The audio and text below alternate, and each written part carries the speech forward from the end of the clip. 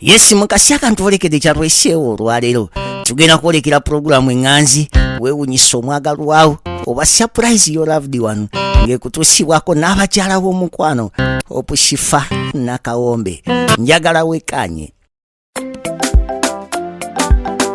naye zo surprise ataka tazileta hatataka ondinanze hokoza birungi kyenda sorry I mean ebirungi renda kulukumi kuwadde renda olobulabo bwakumukumu moto nabo surprise ekisooka wantegera kuva ku kagere mpaka ginkoma kyokoma nono mbadyawo naleta olobugalo buntuka omwanono naye wawo mugwakimpwaja mupomeranze ezo surprise ataka tezireta hatataka wabula nina siku bino byokola mwana konina byotunula byankuba wabula nina siku bino byokola mwana konina byotunula byankuba wasoma wakenkuka nkutyanze sebo wanjiga bwe baali basoma ku Shaka Zulu nga gwosoma nze hitila musoli nga gwoli kunze sikugamba byenjagala ndabirawo ng'obirese simanyi nze nakulumwa buli lunaku byamasanyu bambi takomawo ssaawa mwenda akomawo ne tulaba kazannyo kaffe kanneemu kanabiri mwana gujja kunzita kanneemu kanabiri mulenzi gujja kumenya wabula nina siku bino byokola mwana konina byotunula byankuba wabula nina siku bino byokola mwana konina byotunula byankuba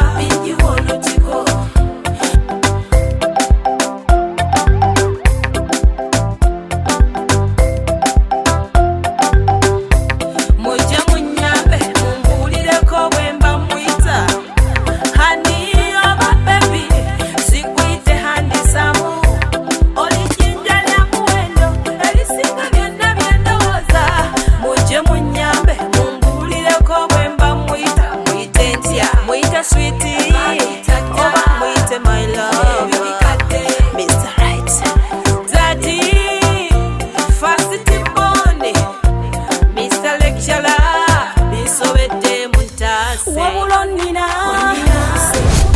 Yesu meeting eno tugikwasiza mu mikono gyo ogikulembere ogimalirize bulungi ate Yesu tukusaba n'abali mu makuba batanatuuka Yesu nabo batuuse bulungi buli omu atuuke gy'alaga bulungi byonna tubisabye kuyita mu linnya lya Mukama waffe Yesu Kristo amiina. Amiina.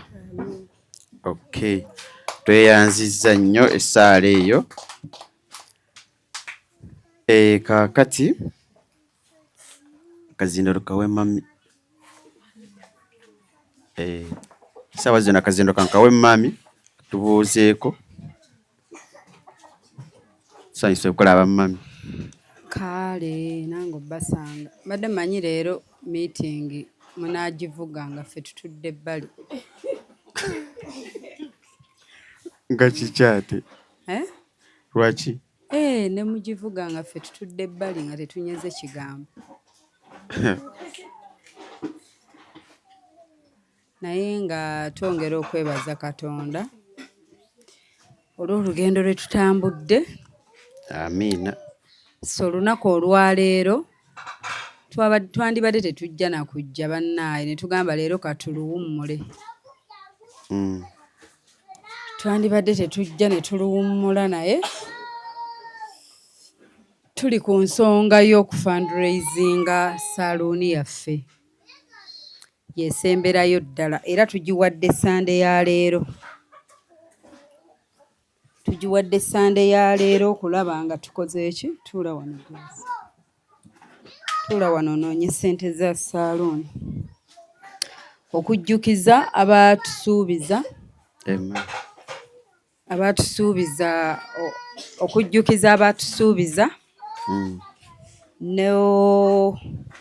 n'abalala abeeyama like abali willing otuwaayo leero y'ensonga etuleese ate nakyo sikisuubira kusukka sande eno so sande eno mpozi nga eziri mu mabanja tugeze abaatusuubiza nti mu wiiki 2 naye nga nze okuddamu okwogera ku Garden Millicent nkikomya leero ku nsonga z'otuwa ssente unless abagenda okweyama ndize nja bbawaayo 5 ng'omwezi guggwako nja bbawaayo 2 oba nze ze nabasuubiza wiiki eri nziina leero oba eyakakitegeera kati n'agamba kaatuwe leero lwenkiggala era ezinaaba zizze zeezo ze munaakozesa sikyongerako wiiki ejja enaaba topiki endala but leero lwe tukiwadde just tunula ku ssimu nga bwemba olabe abantu abatuwa ku ssente tunoonya ssente za saaluuni kulaba nga tuteekamu ebintu baliwo beekululira wali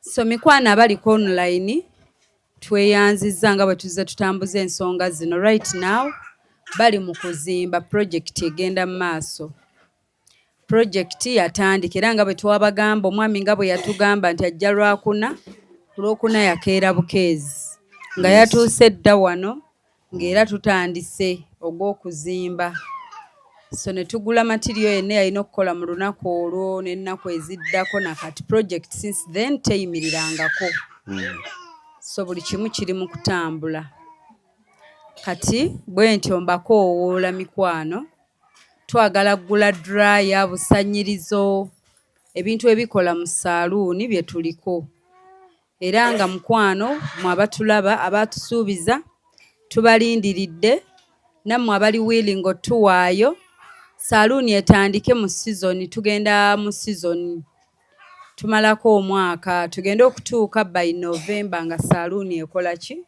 tugigudde ng'ekola so kati kyekyo kye tuliko swaga mama ebyamadaala mwaddamu ne mubyogerako swaga mama bagayita masa amasa namugamba nasigira mise ne mugamba abuuze muzeeyi amubalire ng'essente zisobola okugakola azikuwa kyekisinga okwanguwa bwe ndowooza namugamba ebyo bijja kusumba muzeeyi wabula mubuuze ggwe embaawo bikyabale kisobola okukola amasaago essente zigwamu so olwaleero ye topiki gye tuliko kati tudisikasinga mulimo gwennyini okuzimba kuligenda mu maaso nabannyonnyola nti bali mu kuzimba waneeno olumala okuzimba bagenda ku shiftinga bafulume wano badde mu nnyumba engazi ey'ebisenge 2 n'eddiiro bulungi kati wano we tugenda oteeka bizinensi yaffe mu ruumu eno eri wano bulijjo we babeeranga ewaka so kyekyo kye tuliko mikwano tusaba ku contribution eyo tubeegayiridde mutuyambe tusaba ku contribution eyo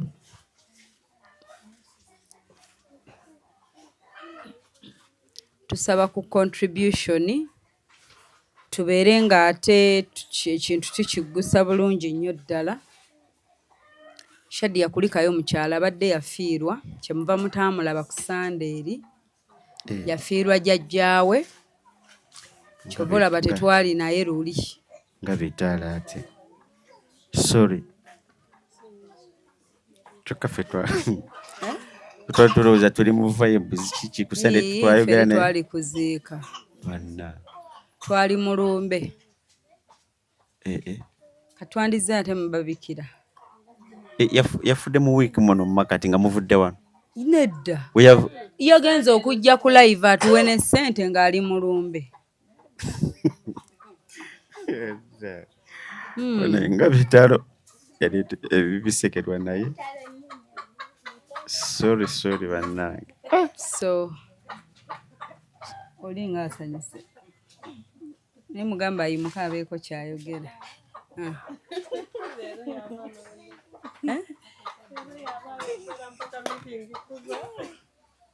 So kiri kitya message zigamba ki?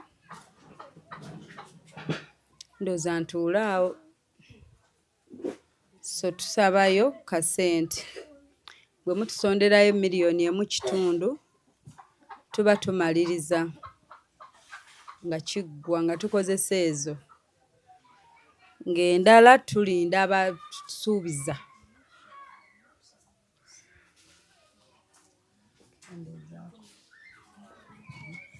So bwekityo embeera bweri kye tuliko olunaku olwaleero. Ezo banziwaani azinoonya.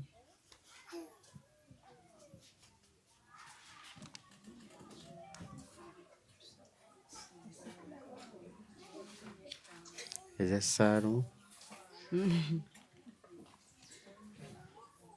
Ng'otunula eri neezi. tuzibuule Zinoonye. naye nga butuufu ebyaddala twebaza abantu abo kubanga tinakati bakyali wamu naffe.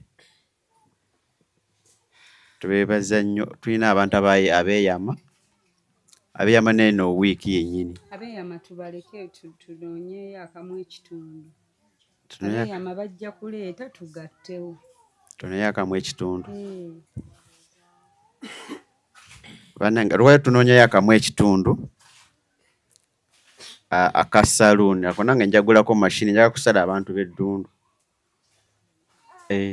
Nja kusala kaati towakana.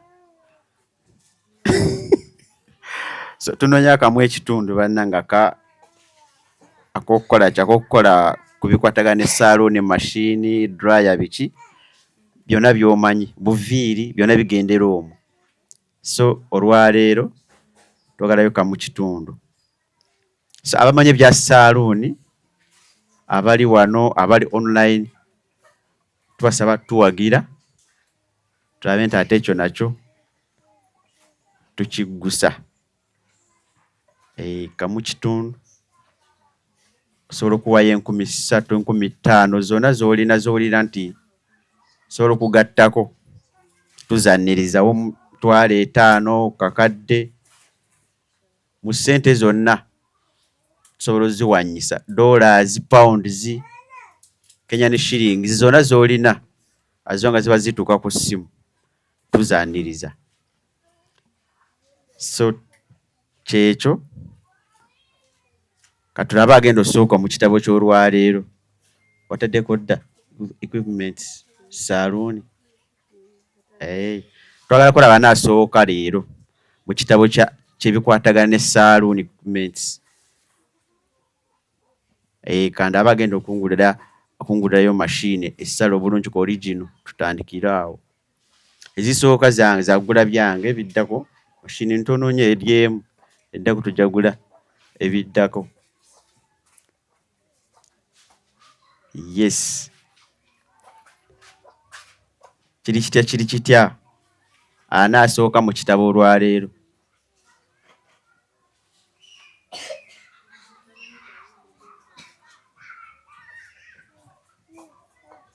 Twagala kamu kitundu olwaleero tutambule. Awatutapinge. Wrapping kati byogere no tebabiwa.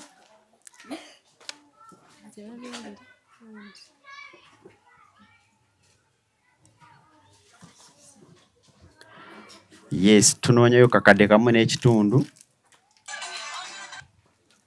tulabe ekiddako. Olwaleero twagala kiggala by the mama agambye leero tukiggale kikwataganagana ne Millicent Must Shine. Next time tulina kubeera ne program ate endala empya. Ate nga njala kunyuka bukyali sirina kyensuza nga ntunula. Okitegeera. Nkeera site luli era nsula ebweru. Ate nga Monday nkeera ku Hosh Fashions branch empya. Wabula branch mpya mu maanyi ne lwaki temukubirako mungola alina branch gye mukawulidde oba temukawulidde. Hosh Fashion zikate maanyi. wali mubadde mugitegeerera jasi aba akola ati buli wamu yabeera ng'akola bintu bye ye olabira nga ddala wanjawulo era omulaba nga ye wanjawulo naye nga mwebale nnyo mwebalire ddala ye kyaba akola abawanjawulo ogenda okulenga aha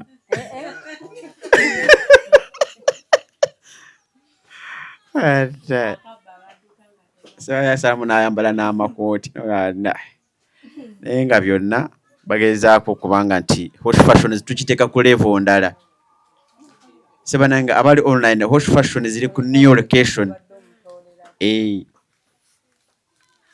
ate akalango kabeerawo ku mikutu gyonna wegamba bugambe nti njagala kwambala ebyakabi olabe so era bamitumoyozaaliza okubanga nti kati kifo kyalimu kya ddala tumusabira okukulaakulana amangu terebyako so online abantu baffe abatwagaliza ebirungi okuva obwedda olwaleero tunoonya kakade kamu n'ekitundu bweddu tukiggale abali online anaasooka ku mukisa gwa saaluuni nono bw'owayinza okubanga oweerayo ne saaluuni yo gy'olowooza mu birooto byo yes kwegamba nsize essente zino zigende mu saaluuni nange Katonda nkolere saaluuni ennungi yes eyo saaluuni gisaba ate neetambula okitegeera so bwe tuba tuwaayo tuweerayo bizinesi zaffe zitannaba na kubeerawo so sigensigo olwaleero olabe Katonda bwakukolera ekyamaanyi mu maaso awo ne gwe tunaita chairman zibaga abantu bagala tuwa ku ssente za saaluuni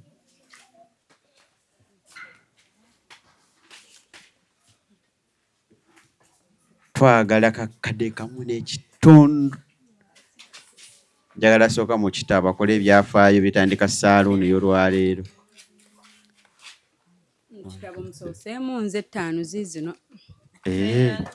tweyanziza nnyo tweyanzeege mami yonna mbeemu oyatuta soosaawo erinnya Hope Shifa Nakawombe yes nsiga ku lwa Katonda musaba nsabira branch yaffe empya eri emakindye ku madinisa Hosh Fashions wow mukama atuwe bakasitoma amina ate nga buli gwe tukolako asiime amina asanyuke mukama atuwe bakasitoma abalungi mukama atuwe ssente ennungi ezaddala entuufu eziri ku alaali amina mukama atuwe branches endala kubanga emu tetumala amina byonna mukama bye tuyayaanira abimanyi amina yasinga obimanya nsaba mukama omwaka guno gube ogwange gube gugwo tegunnaggwako amina naye nsaba ku byenjayaanira ku 10 amina nsaba mukama nkolereko at least 70%. yes amina era nga byonna ebyange mbiwaayo mukama Katonda mwewa amina musaba nkolera ate nga nkimanyi nti ajja kukola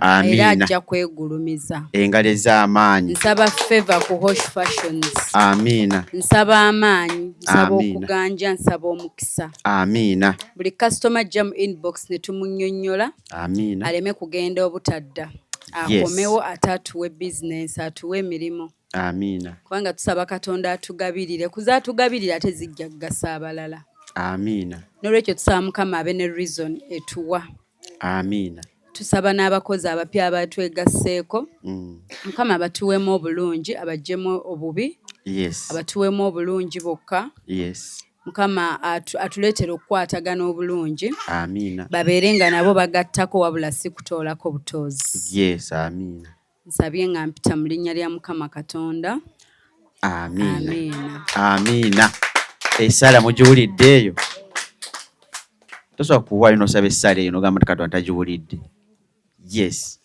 amina era amina so abatuwulira aba batulaba ng'oli awo oyagala kusiga mama yabagamba nti wano ye wafuuyira emmindi ye so sitagifuuyira wano wangi yes so siga olwaleero ojja kukungula ate kyosigasabirako essala ey'enjawulo n'omumutima ng'ogikakasa ti kino kyensabye butuufu Katonda njagala kimbalire timpaddeyo lwa kino Katonda bajja kukuwuliriza essaalayo. So Katonda abawe omukisa nga bwe tukunganyoleza olwaleero kadde kamu n'ekitundu kati tulinako 5,000 kati tunoonya kadde kamu n'emitwalo nammwe. Yes, kiwulidde ekintu ekyo. Tutaddeyo 10,000 wano eno tweyanzizza. Tekuliiko gundi greens ebbali. Gyebaleko omukwano. Naawe gyebaleko nnyo. Kale. Anti tuli wano eno naye sikulaba. Gwe si ffenna ye gwamunoonya mukwano ffe tetunnamunoonya. Gamba ndi wano. Kale kati.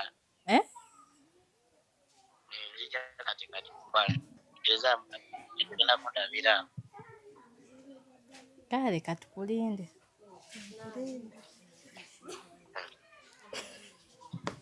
Mbw agenda kukola ki? Agambye ajja katikati. Abadde yabuliddewo. Bannaaye abadde babuuza ansa mugifunye.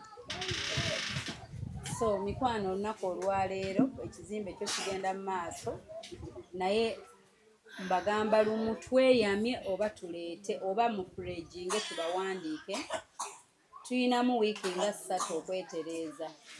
Twagala ku ssente tusaba ku ssente z'okukola ki za saaluuni. Kuzimba mu saaluuni, masa, kuteekamu bintu baswiiti abalungi. Mbone Kasimayiro kazze ng'ayogedde ne papa.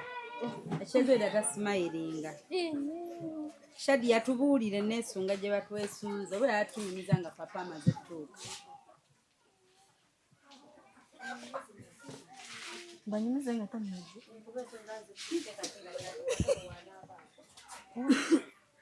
So tunawanagumira kuyenga wali the saloon.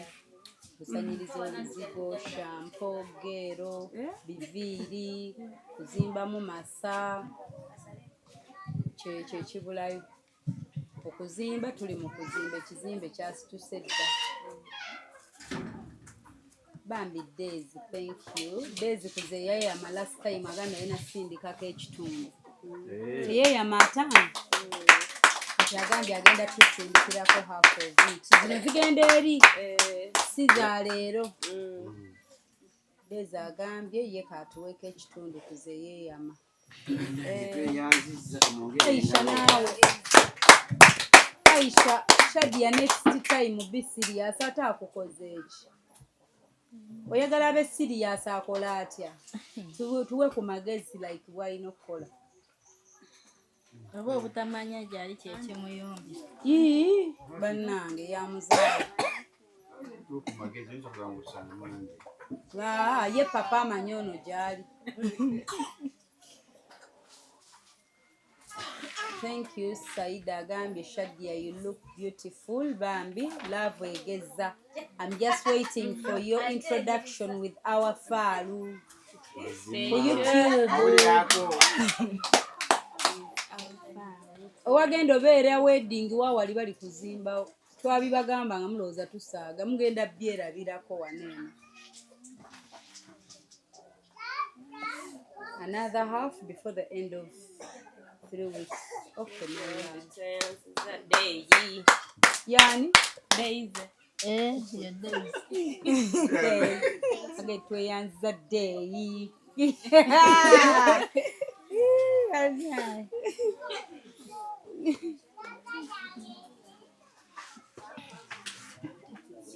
Leero ndayira obutasula wano.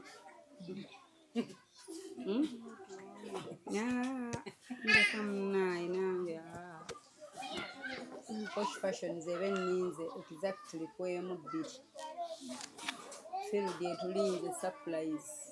Era tusule ewa gaadi. Shadi olinze papa otunyumize. Tyowedda bambuuza kimu nti omusajja takuyiwe oyo omusajja takulimbe emmeme n'emyasa n'emmeme tatatatala falolabeko olwo akabina kambigule Shadiya kandigide kagende neseeraba akubawo kimanyo kati mbuno Millicent naawe onaagenda Iwe mubako tisigala ngenda mb'oyagala okgenda mubako nga Shadiya ku Google teyaliyo. Shadiya yagaana kulinnyire ya online wali ku online netiwaaka Mba Millicent ngena teri netiwaaka ye yabasalako naye ewuwo wala nnyo ngenda nga mpogode gomesi beera ererere ntente neseeraba nga tulinze omugole mbere muki dresi lwaki abaana bato tebambala gomesi ez'omukolo ngenda wogola mukyala muganda mushanana anti tuli bako tulina kubeera n'ekitiibwa tugenda n'omukolo Kristi Shadiya yawandiise bayagalayo nga saakulabyeko. niwe wampisa Shadiya kati nyambale dress yawo nja kujja angambe nyambale dress we nyambala dress ajja kumpita nga sigomesi nongamba nyambale dress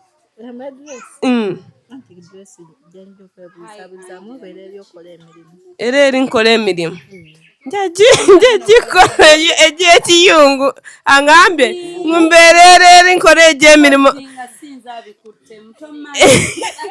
tamanyi mami mbokole emirimu asena amazzi kano kapipa kajura amazzi wali wajura amazzi goli wasena amazzi wali goli wasena amazzi ewaka nga wali wasena gabako wali wasena gewaka gwe yasenku mbusimanyi ziweddewo tezimale zize endala kati ndabe bononkoleesa emirimu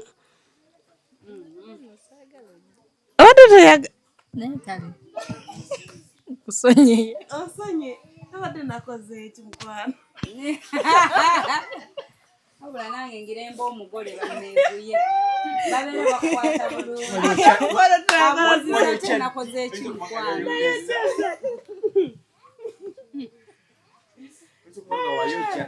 yayokya n'atamanyi kyokka bambi pijo mpadde kodi ya duresi teri dress mukwano duresi ngenda ayagalera okole ensobi ezikugobesa angobye ngenda wogola tanyumira kuwogola nti ojja kuzikwata waneeno anti nganjiga kyokka tudde ku mulamu kale tiyo ye wagikulawa we are fine how are you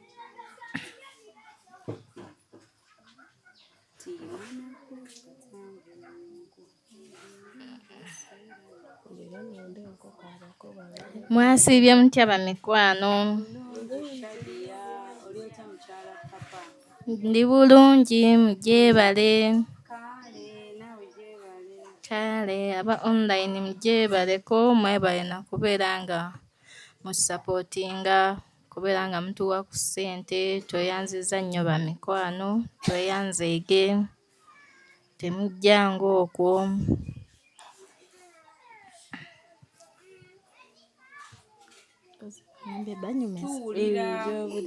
gyewabulira ku sande kyenabulira ku sande ku sande nali nziika bitalo Kirabaga mutuyinze ku mboozi gye beesunze mufe abako. Babeesunze nnyo. Batwogerako ki? Bye baboogerako birungi, si bibi, era nga babalindiridde. Tebalina ttabbu yonna. Tebakiwulidde nti batulindiridde. Kyeŋŋambye nti ku buko babalindiridde. Mu ssanyu eringi.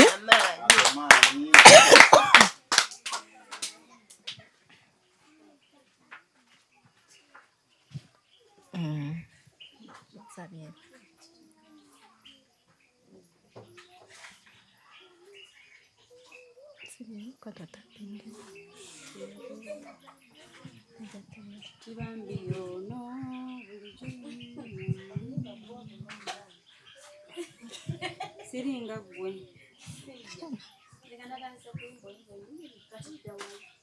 Tuweemu. Tuyimbiremu batobazi.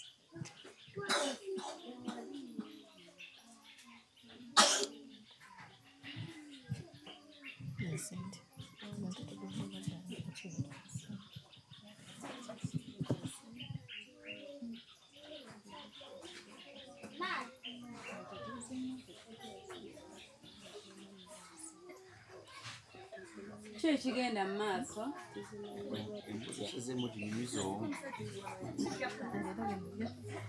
Shadia baagala onyumye nno ku mukolo gw'abantu.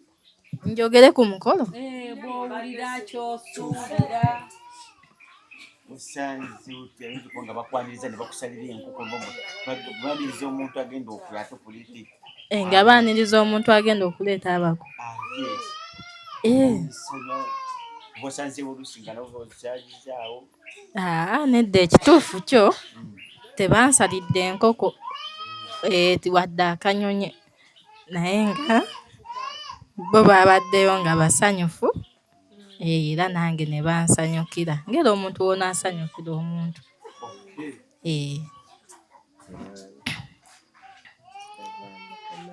Kati mpozi kyo kye neesunga ku mikolo, neesunga vibe mpozi. Vibe kyogere mu bugazi tokifunza. Bannaye Helena aheisibwe atuwadde ogumu ekitundu. Thank you Helen. Toyanziza nnyo Helen, tweyanzeege mukwano. Atuwadde ogwo gumu kitundu ku pulojekiti y'okukola ki? Pulojekiti ya kumaliriza saaluuni ebigendamu.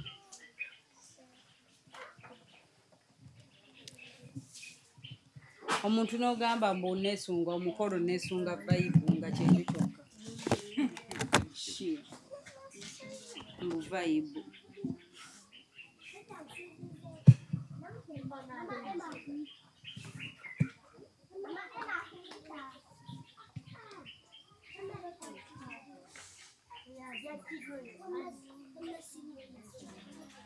Papa nalabika akutegekerayo ku birabo.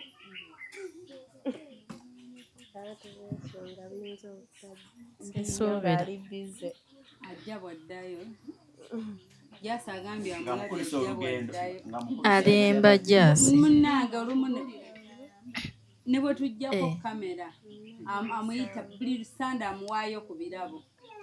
Buli Sunday amuwa ku surprise ebimu tubirabira eyo abikweka mu mwana. Ne Jasi. Ne Jasi. Abada Shadia atandi obyegaana. Aliwe mwangamba mbusirika. Nali nkomawo byogera Shadia nangamba naawe sirika.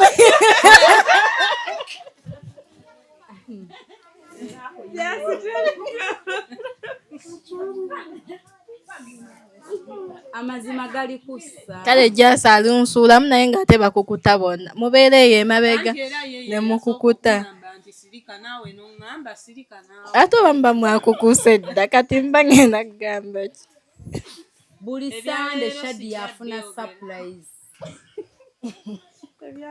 Anti nange nti byogedde kubanga ngambye buli Sande afuna. Buli Sande babeera bamu shoppingiddeyo. Hi Alice wa Yesu, how are you? Era ne kati bye bimuwuuba nno.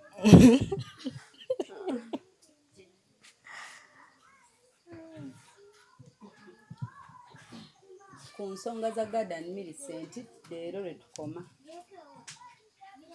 Era bwe muba nga saaluuni mugitaddemu akasanyirizo kamu ke tujja okugula keeko. Ketujja basanyiriza asimbe layini buli omu akesanyiriza. Bw'omuba muguze ekiviiri kimu nga tebimala na mutwa nti basibisanga 5. Era omuntu ujjamu tumusibisa. Leero lwe mbikomya kubanga bambi ne Shadia naye obufumbo bwabwagala agumiikirizza ekimala.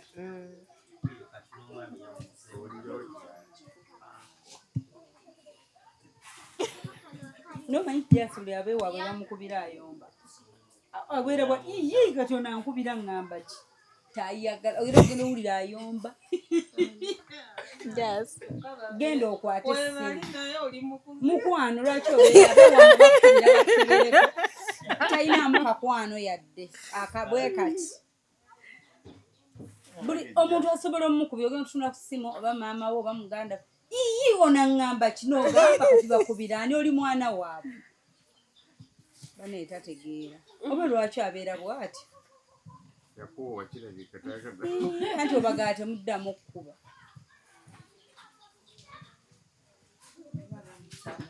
Mune Eva bagamba bamugamba ki? Nedda nnyabo. Nga talina puroguramu nabo tabasuubira. Abantu banyumidde omukolo. Abantu banyumidde omukolo.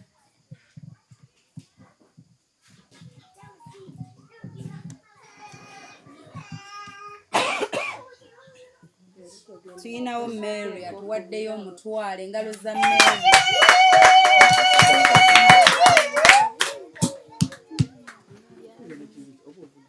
Leero ye meeting esemba tugula bintu bya saaluuni abalungi. Tugula bintu bya saaluuni ya Garden Millicent.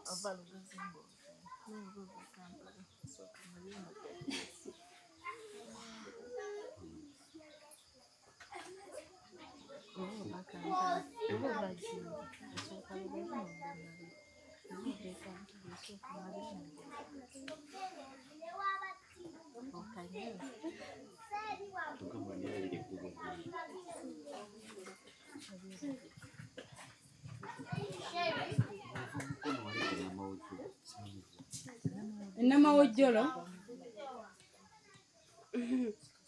Ku mukono. Wani mukono wange. namawojjolo waliyo ki?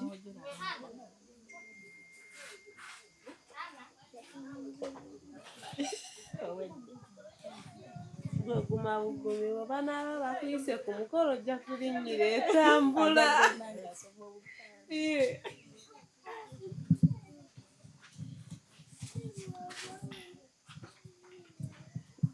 Hi Teddy Nabukera, how are you here?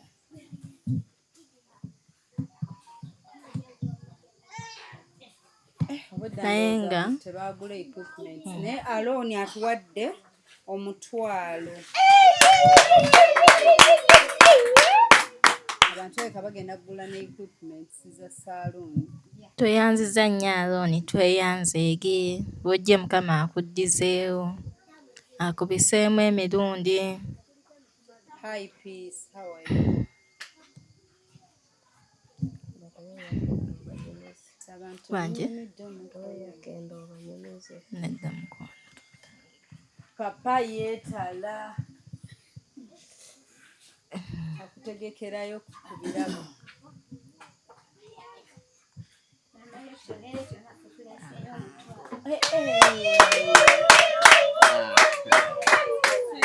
Tweyanziza nnyo tweyanzeege. Okwagalako Saara. Ate awo. Mwagasabirako Saara. Yawuliddewo kakooda ako. Munnaye.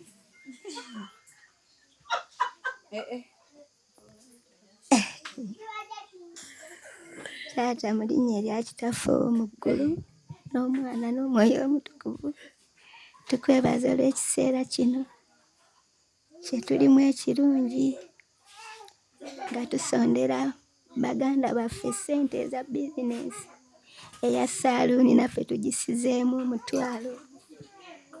Maama Lekyo ne Nanyonga Lekyo, Mukama nga tusize ensigo eyo, naffe Mukama ogiwe omukisa emeruke, naffe etuviiremu ebibala ebirungi, naffe emitima gyaffe bye giyaayaanira tubifune, naffe tusobole okubeera obulungi mu bulamu bwaffe ne mu maka gaffe. Otuwe omukisa Ayi Katonda, era oyongere okutugabirira ebyetaago by'emitima gyaffe Mukama, ne mu maka gaffe byonna bye tuyaayaanira tubifune okuva gy'oli Katonda, kubanga gw'olina ebingi ensi eno n'okujjula kwayo, byonna ebirimu bibyo Katonda gwe wabitonda Mukama. Tukkiriza olw'ensigo gye tutodde, naffe ogenda kutusigamu. Byonna tubisabye okuyitanyira Omwana w'eddungi era Yesu Kristo Mukama waffe.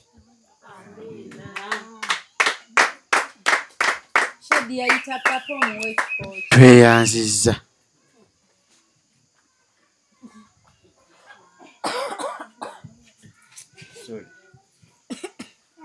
Yeekoloza kino.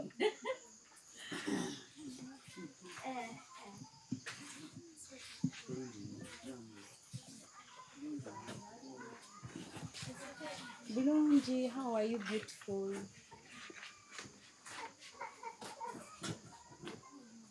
Tweyanziza Maama Rachel and Rachel. Ayina ne firimbi oba ne kiresi ekola etya? Omukono we gwetanga guganye okuba engalo nga nkozesa kano kafirimbi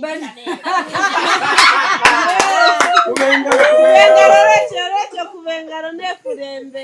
Omukono gwe gwekyanga bambi nakakuba ngalo kati yatuyiyirizza kati bane mukube engalo.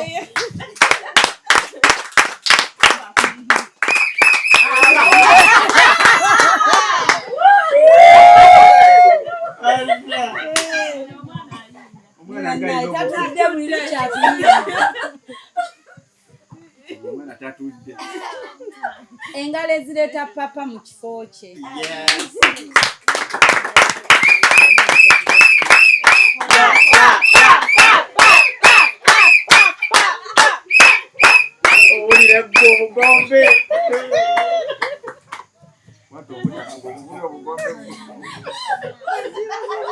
Abali mulale. Yagambye omukono gulemesa okuba engalo kati kabuyiiya. Bannaye bambi miitingi zino azitaddemu nnyo. Azitaddemu nnyo. Sijja kusuba. Buli lukya atuyiiyiza. Oli mugezi. Waguteredde awo nga sikozesa kafirimbi nga nkozesa mukono wenda waguganya okuterera nga nkozesa neera kano. Twagadde nnyaako. Ate twagadde nnyo. Mbadde manyi mami wange ogenda kuŋŋamba. Node tukubira nawe kafirimbi kuba nkubi ngalo. Naye gambako ddi bwenti. Abadde gamba mugambi. Tugiriremu tulabe.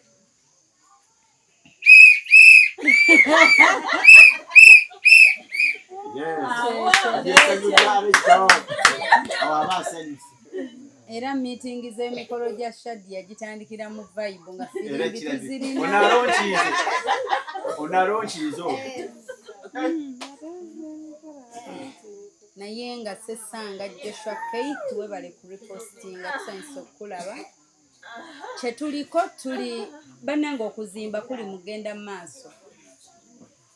Ennyumba eri mu kuzimbibwa ku sipiidi yayiriire okuva ku Lwokuna. We've never stopped. Olaba ne leero Sunday bali mu kuzimba wali eki. So kati tunoonya ssente z'ebigenda mu saaluuni ze tuli mu kusonda. Shadia ogyeko omutwalo gwa Rachel, wasigadde mmeka ze tunoonya? Tunoonya akakadde kamu. Tugambe balance omala oyayinirize papa. Tunoonya akakadde kamu $44,049. Tunoonya $1,000,000 $44,049. 49. Bano wabeeyo atuwaayo 49. Yes, ezo munnaye. Ruth agambye Shadia ng'olabise bulungi bannange. Ebale kusiima. Tinga tolina mwagala oba madowadowa.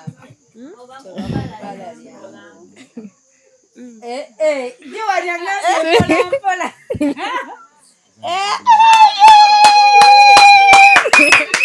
Yogera byakugambye mbiwulidde. Mbuno ki byogere ndaba Shadia akutte ekinyaanya. Amaye nasituka. Bambi amavivi ku ttaka weebaze papa. Agambye nnyo.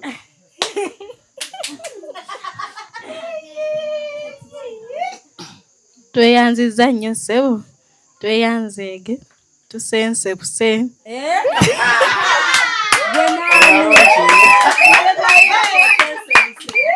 Nebaani bakyogerera mu kkululo.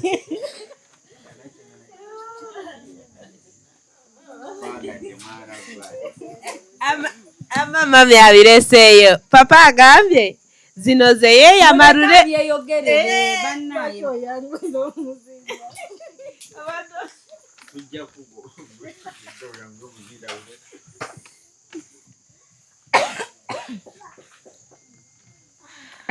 Ssente ezo agambye ze ssente ze yeeyama. Twali bakuzinoonya. Mweyama omutwalo ne ŋŋamba tekisoboka. Famire yonna de Rutankome teyinza vaamu mutwalo gumu. Olabye we zirabise ebiri kati zirabe ziriwa? Tugula mashini za saaluuni ziriwa ebiri? De Rutankome bawe bazitulage. Bannaye Mukama mukola Amina.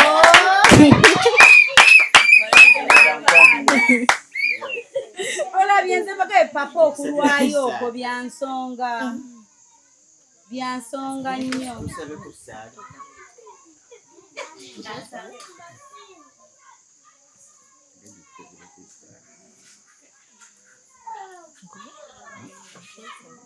Leero baabo obwama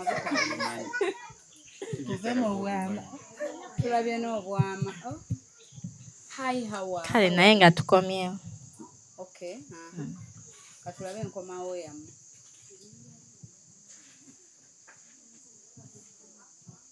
Mukomyewo.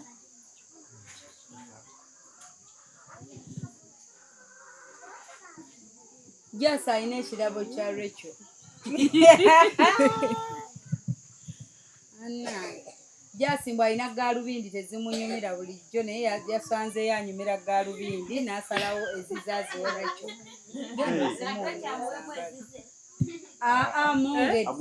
Amwongedde. Mutwalire wali tuula mukwana. Tuula Rachel, Jasi omuzindaalo guguno. Jasi bulijjo alina gaalubindi nga tezimunyumira. Mutwalire bannaye nze y'omuntu w'abaana ampa ekirabo n'ampa. Anti ajjeko ezo.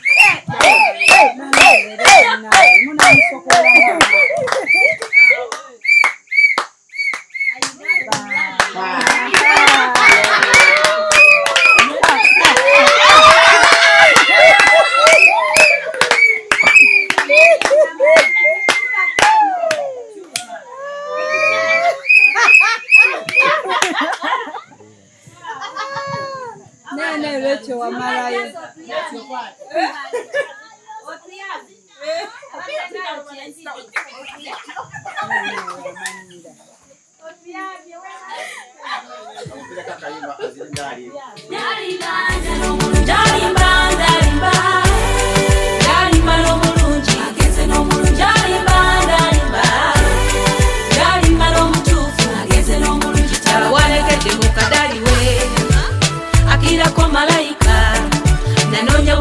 Salonda ebironda bisulayo mu kasasiro. Nanoonya bunoonya salonda ebironda bisulayo mu kasasiro. Ono namusanga mu kifo kituufu. Bw'atyo nandaganyisa okumulaga ewaffe. Bw'atyo nandaganyisa tutuuse okumulaga ewaffe. Ndalimba ndalimba ndalimba n'omulungi agenze n'omulungi, ndalimba ndalimba ndalimba n'omutuufu agenze n'omulungi, ndalimba ndalimba ndalimba n'omulungi agenze n'omulungi, ndalimba ndalimba ndalimba n'omutuufu agenze n'omulungi talaga. Maama ne taata ye mulenzi wange ono bwensiimye okuba naye, ono namusanga mu banka wamma, taata lwe wantuma olujjukidde kutereyo ekyo webazeeko jasi wabula omanyi nti jasi bulijjo tanyuma nga bw'onyuma. Jasi webale kumanya mazima. Olabye abantu we banyuma nga bambadde gaalubindi. Mamange. Naddala wadayi bannange ganda kati kamiti naddala sister wange oyo wokubiri.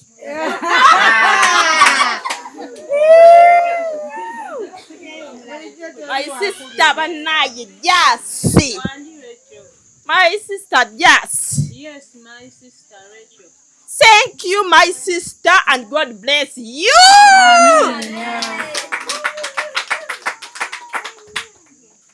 Thank you, my sister. Wabula mbutuufu mwebaze mu luzungu kuba lwamanyi. And me for ready for English. Yes, mwebaze wamma luzungu. Ate agambye ku luzungu lw'otandise ne Sunday ejja agenda kukuleetera ezo bbiri. Ogambye sister wange? Ziraba ekiro n'emisana. Mami wange banaye kikulemye banaye baganda bange ne basita bange banaye bamaama batata mutukubire mu ngalo. Bulungi olaba bulungi. Banaye my mother kirapu for my sister.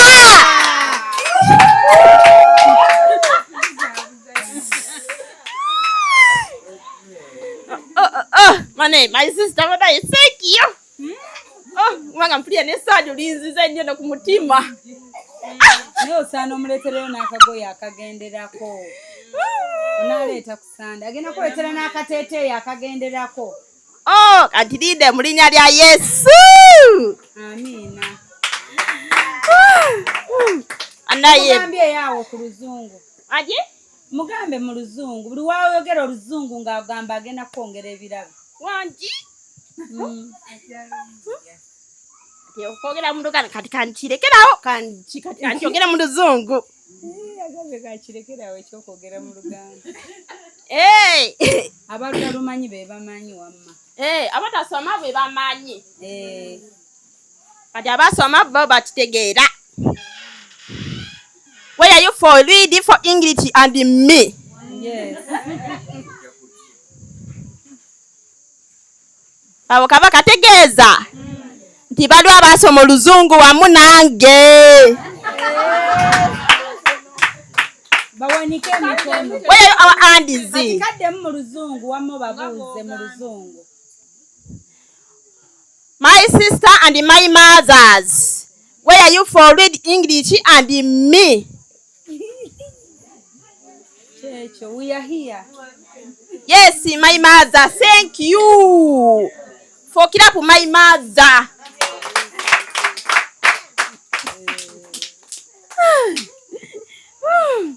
My mother. Mwanje, yes, Rachel. My brother, where are you?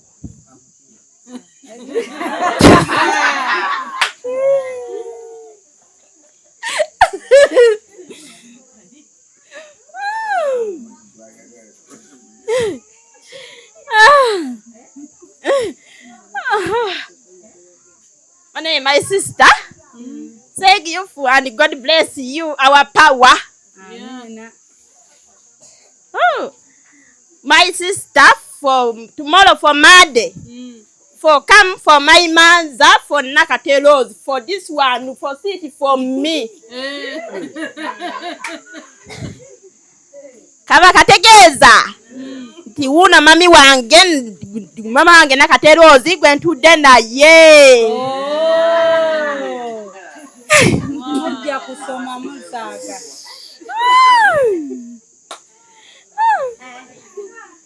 Mane mami wange yekagwe mfunye bano yompye yasoma oluzungu. Twali mulala yasoma oluzungu wamu nange. Mami wo mupya yekaye yasoma. Where are all of them? Oh, ama my children, mama thank you na so ko favor. Anaye sister wange banange. Kyonkoze banange. Okubade mutemunda wa mulode kubaga mama nyawo kyonkoze mama nyawo. Etile buti onatyo na mama nyawo ekipya. Oh. Anaye my father. For you go and for me, for our dance, our power. Government ikade mwaka yimbo kateke konzire munzi na amani tikanziza mu amani. And for me for dance, our power.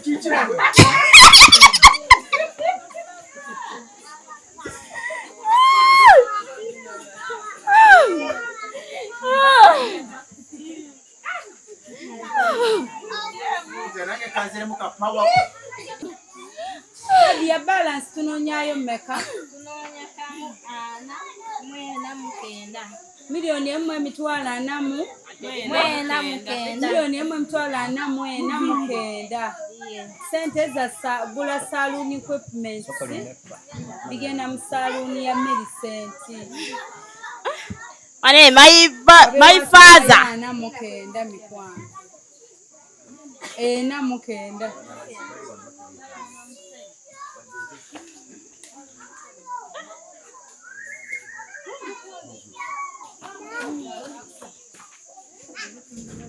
Wali musenyi wano bagobeyo badde wakaba.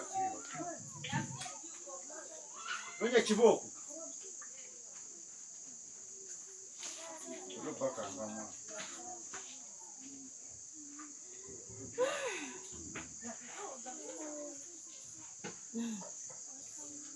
My mother. Wanje Rachel, yes please, Madam Rachel.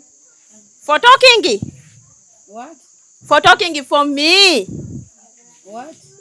Kama bade ntegeza nti njogere nti omaliza nti okogera. Yes, you talk for me.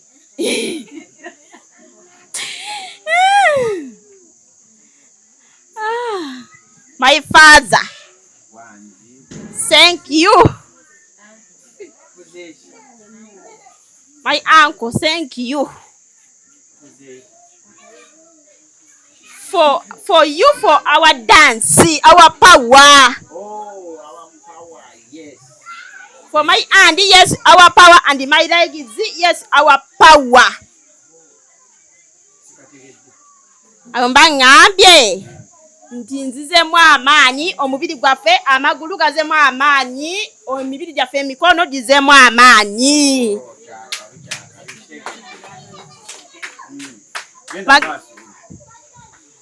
For my mother,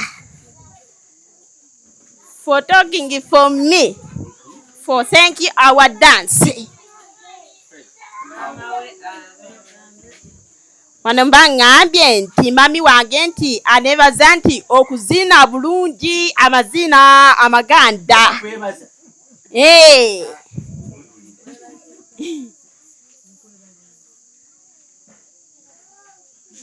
Ati obadde ova nkute mukono for come for my hand for our thank you for our dance. Zili enviri bazita bati.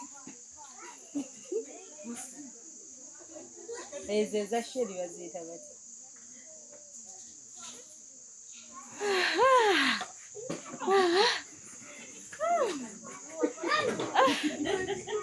Rachel, you've not finished. And my sister for our jazz, if for you know for come for dance and me.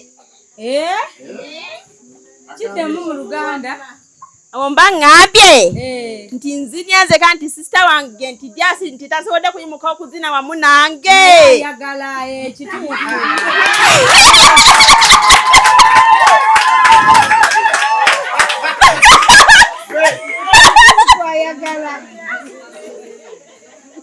Ayagala, you call her in English. Yo, muite mu luzungu, muite. My Sister Jasi.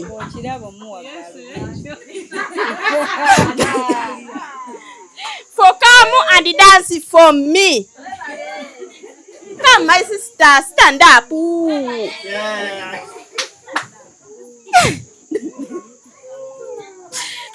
Bamekaga totitegedde bana etyenjogedde mu luzungu. Sitanga bomba kugambye. Tityango tyozine kwa munange. Ku mazina nganzi nga wenzinyemu ng'ekirawo kyondetedde. Nengamba ti yimuka sita wange odyezine wamu nange. Mangu mujaguze ekirabo. Ate wamma obedda ayagala ng'ate okugamba.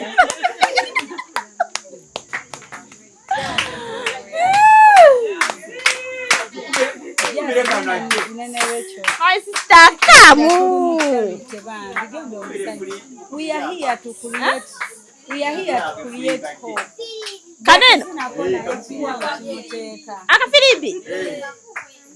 Agena kufunira n'akafiribi.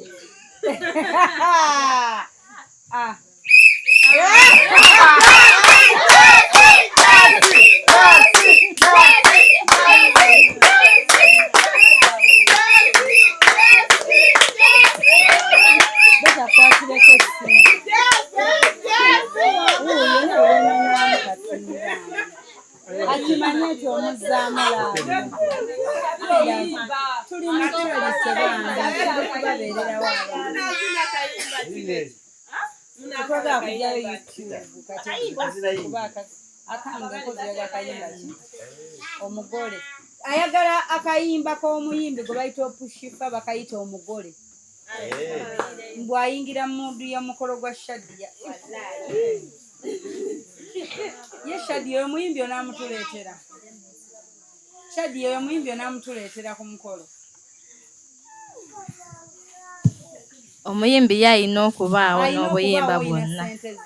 Nja muzinoonya.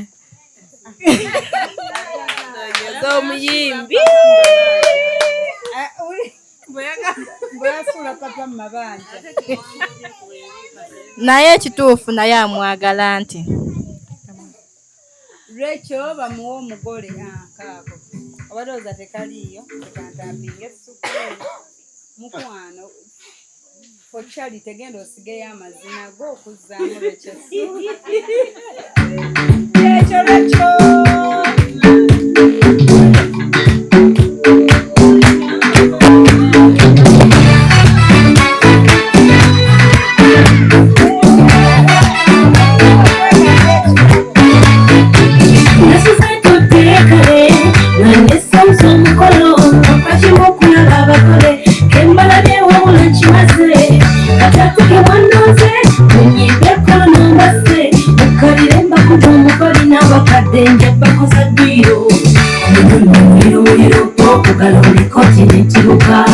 Abazadde batuzaalire kola kuzaala kujagana walaala kukyuma fe omwana agenze olwo lw'ebizo lwezo lwanoga omwali ne kayayana okushifa nzize maziko obwange napatanya kuyimba kakuba omuziki owulira omubali gyempisa engoma y'ekigero akalipana nesindika ganosolaba okulaba omugole webwanyumya omwana mulaba ebiso yagala okulaba omugole wena watondina kirabe nono yagala okulaba omugole muli wabakole wamamukubire yagala okulaba omugole akalipana nesindika ganosolaba yagala okulaba omugole webwanyumya omwana mulaba ebiso yagala okulaba omugole wena watondina kirabe nono yagala okulaba omugole muli wabakole wamamukubire yagala okulaba omugole webwanyumya omugole alina kibebi bitufuye nabimata atanga okumbuuza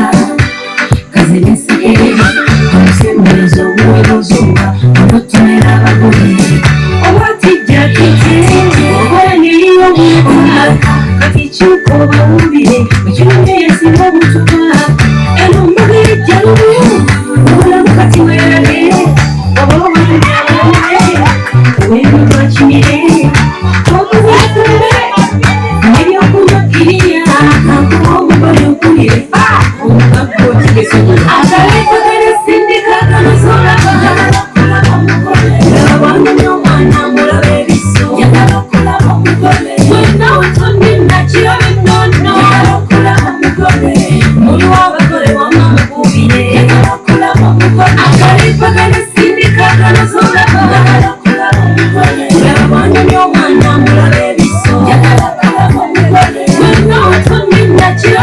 wangono muli w'abagole wonna mukubire njagala okulaba omugole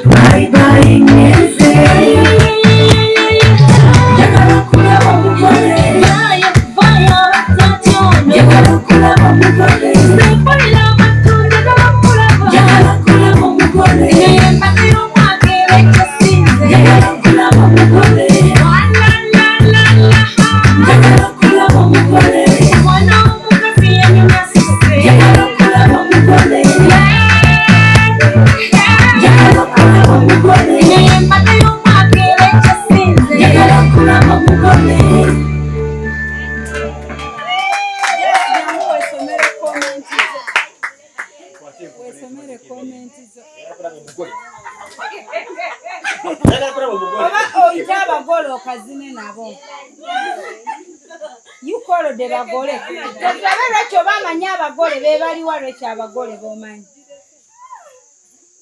baliwo abagole katulabe lwekyo bamanya abagole bane abaliko tusaba ku ssente za gula eby'omu saluuni ye live eno gye tukoze olunaku olwaleero katulabe lwekyo babagole abamanyi kyogere mu luzungu oba mu luganda mu luzungu baga omugole kubanga babeera muntu kati nze kanjogere bugezi nti for people omugole kubagera yabeera muntu nga muzine nabakayimba bwogambye naye mukyala wange mami wange aŋambye nti ntyogere mu luganda nti aŋambye nti mbayiteyo nti bagole bayite mu luzungu bambi tebakyamanyi luganda andi abagole bayite mu luzungu tebakyamanyi luganda anti ekizibu kyona mami wange wakuba abagole anti simanyi batyogera mu luzungu anti eti abagole kati aba wakiŋŋamba mu luzungu ntyogere kirekereyo nti abagole ebisigadde byogere mu luzungu abagole nze wendeba omukole oba naye g'omugole omukole wendeba omuntu ng'ayambadde bulungi akateeteeyi kabira kawanvu konna waggulu alina bulungi muli bulungi ku mutwe ku nviiri yaliwa ndaba omuntu ye mugole kati nga wendaba kati sisita wange ono gagenda kukola omukolo aliwa for this one see this one oyo nkozi ye bawani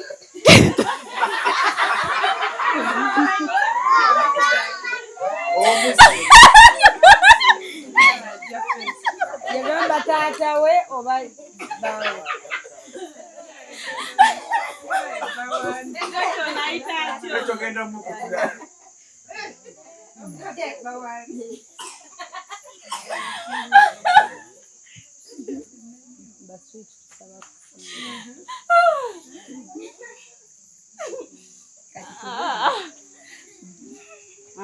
we are waiting.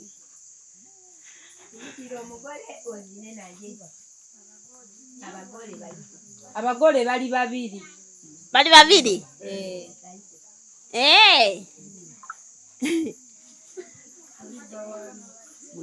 Kanjogere? Omugole asooka ali mu kiteeteeyi. Which color? Kuba nange ndi mu kiteeteeyi oba oyitanze. Even me in the dress. For my sister for dress our orange.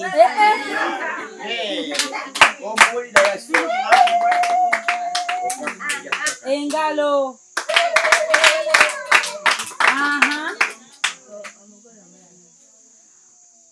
Omugole omulala ono akutte essimu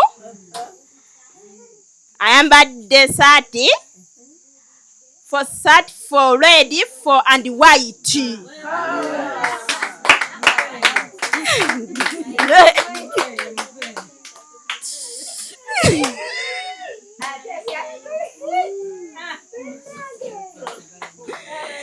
Jamila tulabira ku YouTube atuwaddeyo omutwalo engalo za Jamila. N'engalo za Daisy azituwadde ssente ziri ekitundu kye yatugambye zituuse.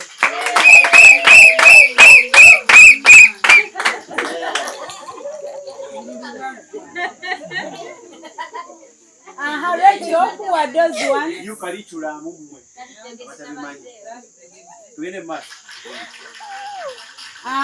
Those ones for you for call.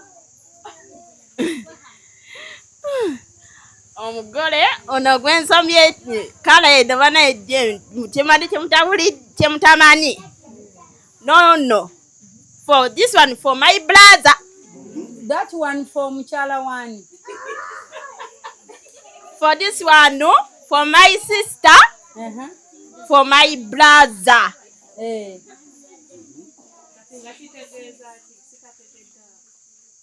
No for read.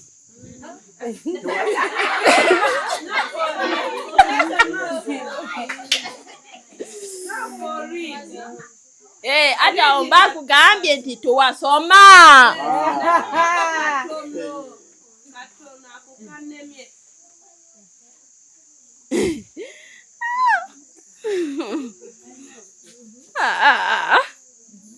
Wano bagambye Rachel munene olaba asitula jazz.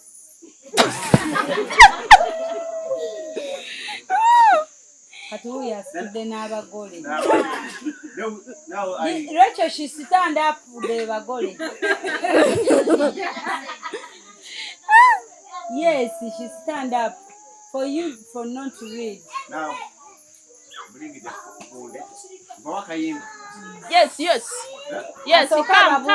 Rachel, babuzeeko abagole. Babuzeeko. Mu luzungu sembera wano babuzeeko we bali abo. Ngaze ndi wano. Basemberere wali obabuzeeko. My brother. Praise God. Good evening, my brother. How are you? I'm fine. My sister. Praise God. Good evening, my sister. I'm fine. For and welcome. For my sister and my brother. Kati kyembadde ngenda kwogera mami wange. Ansooke nkyogera mu Luganda eky'abagole nga bwe mbadde nkyogedde. Mukama nyambe nkyogere bulungi neme kyogera bubi nga luli bwe nakyogera ne mbasesa busesa. It is okay.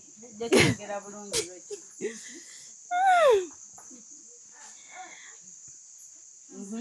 Mucha ono kati ono abadde sister wange.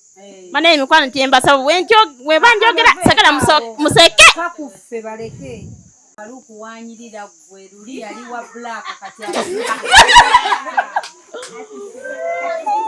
Thank you for my friend Z.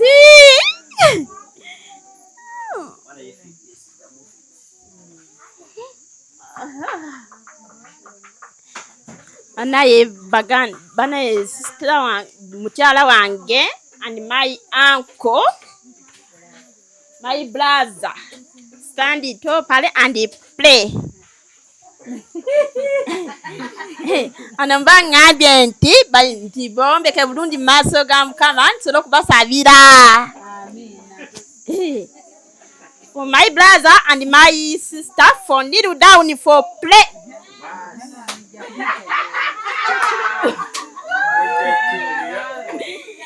mbamba gambe banti bafukami bakeka wansi bafukamire nga ngenda basabire kubanga nange nzise wansi.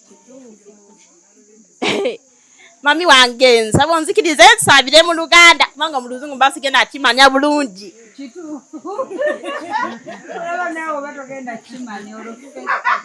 Kubanga wena soma mu Luzungu mbate bijja kubitegeera.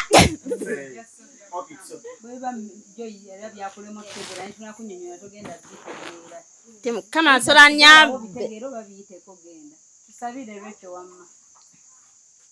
Banaye mukyala ne brother wange saba tudize ku maaso gaffe tunsolo okubasabira. Banaye mikwano temuseka mbegayiridde. Tukwagala nnyo olukulabako tusanyuka. Ayi Mukama Yesu wange taata nzize maaso go. Nkwebaza Mukama olunaku nolwaleero lwa Sande lwenzize mu maaso go. Ndabanga mbadde sinakwata kwadde kazindalo Mukama okusabira abaganda bange Mukama. Mukama guna bangu no gwe gusoose Mukama kwata kazindalo Mukama okusabira abaganda bange Yesu wange brother wange okusabira abaganda bange.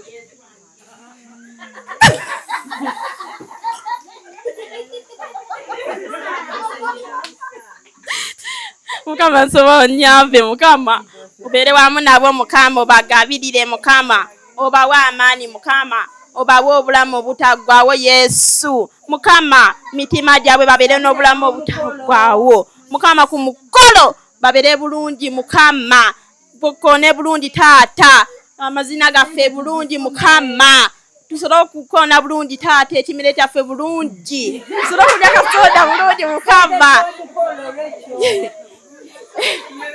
omukolo gwaffe Mukama labanga bagenda kola omukolo Yesu babere bulungi taata ne sanyu sita wange ne brother wange babere bulungi Mukama Yesu sabo obawa amaani obawa obulamu obutagwawo obawa emirembe obawa essanyu taata mitima gyabwe Yesu nga beyagala bulungi taata nga begabirira bulungi Mukama ge taata nga beyagaza mutima mulungi mu linnya lya Yesu Mwana Katonda omulamu Mukama sagala uli muntu yena mutawanya sita wange oba brother wange wati Mukama nsaba Mukama uli muntu yena ava mwagaze mutima mulungi Yesu wange taata Mukama baba baga kunyumya ne bagana ne ba brother bange Mukama sagala baba koleka emitima mubi beyogeze Mukama bakole emitima mirungi Yesu ngaze wenjije masogo Yesu wange Mukama bawa amaani taata ngowe tuli mu lukiiko luno lwaliro Mukama ge Yesu teka ya mitima gyaffe tulize taata tuli mukuliza Yesu wage taata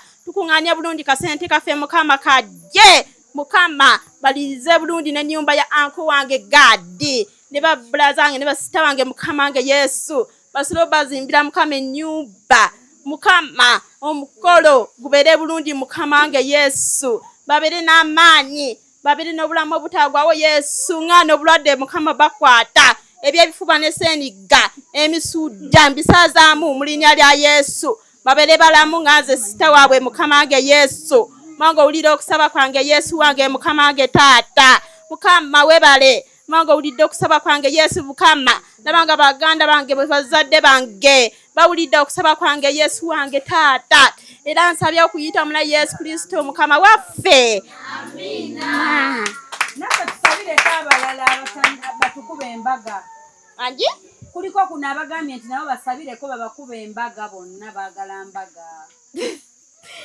Ale tebali kizibu.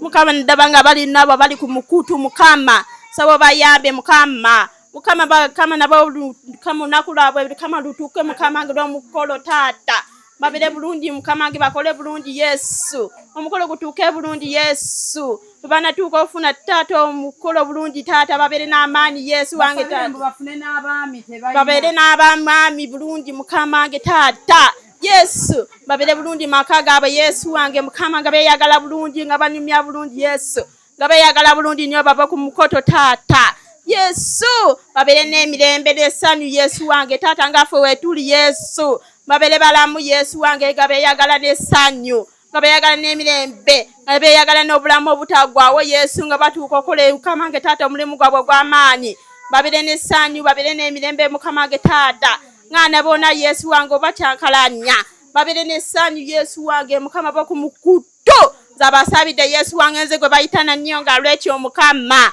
Manga owulidde okusaba kwange Yesu wange Mukama. Mukama babere bulungi Mukama wange Yesu wange taata bamwami babere bulungi. Abagole batuuke babere nga balamu bulungi Mukama wange taata. Era nsabye okuyita muna Yesu Kristo Mukama waffe. Amina. Kama bampere omukisa. Jini namanya atuwadde 15,000. My sister stand up. Batamuliza Shaluwa naye atuwadde akakaago 10 lujjayo ze 15,000 zaba atuwadde.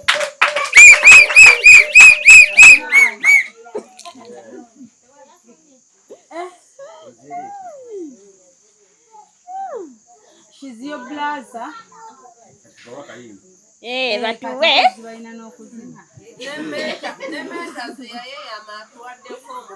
Amin, engalo za menta. Mutoreko muwandikeyo balance.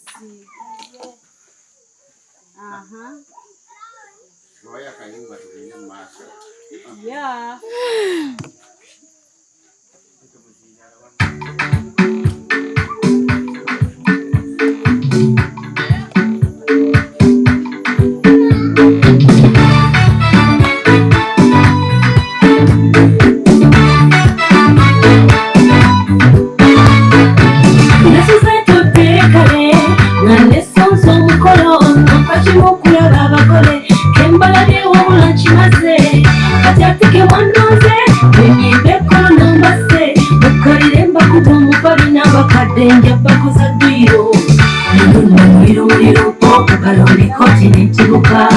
Abazadde batuzalire kula kuzala kujagana walola katumafe omwana agenze olume bitorwezo lwandoga omwali ne kayayana okushifanziza mazeko obwagera patanya kuyimba nakuba omuzika owulira omubali gyempise n'omaire kigere sindikaganosolaba lawanyumya omwana mulabe ebiso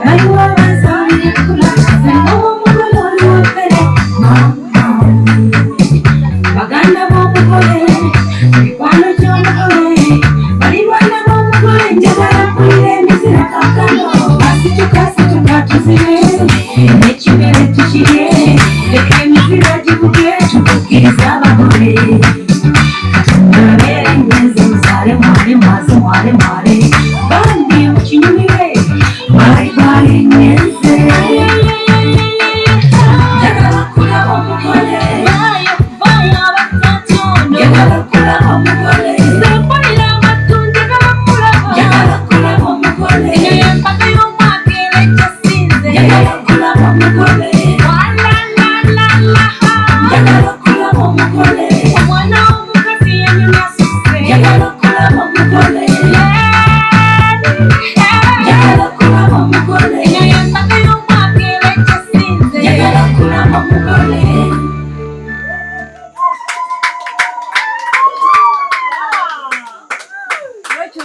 ne b'otuula baye. Tokoye. No, please, yes, our power.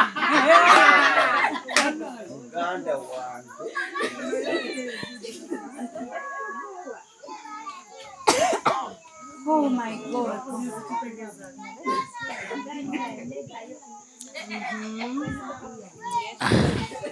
Yes, please, Papa wa Shadia. Banne ntwala okusaba kuno ng'ekikulu. Sister wange Lecho kwatusabidde. Bannange Lecho weebale nnyo essaala eyo. Weebalire ddala. Neneebaza abali ku online bannange. Mwebale nnyo mwebalire ddala support gye mututeekamu bannaaye. Temujjangu okwo tweyanzeege. Abatuwadde ku ssente mwebale nnyo mwebalire ddala. Obadde oli mu kulaba weewunyisa omwagalwawo oba surprise your loved one. Nina abagereka w'omukwano Hope Shifa Nakawombe. Tusisinkane nate.